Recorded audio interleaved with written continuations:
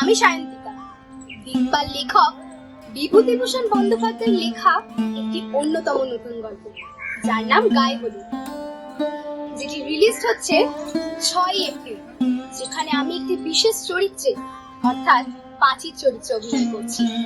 জানেন, আমার বান্ধবী পুটি, তার বিয়ে ঠিক হয়েছে আমাদেরই গ্রামে কেশব জেঠুর ছেলে শুভ দাদার সাথে।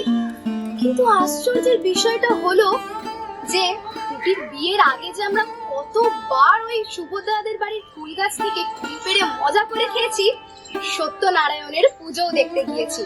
কিন্তু তখন কি আর কেউ জানতো যে এটাই আমার বান্ধবীর শ্বশুর বাড়ি হতে চলেছে?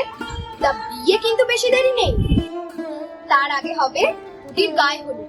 সবাইকে আসতে হবে, কিন্তু চোখ রাখতে হবে ইউটিউব চ্যানেল দৃষ্টিকল্পে। এক্ষুনি সাবস্ক্রাইব করে নিন। ধন্যবাদ।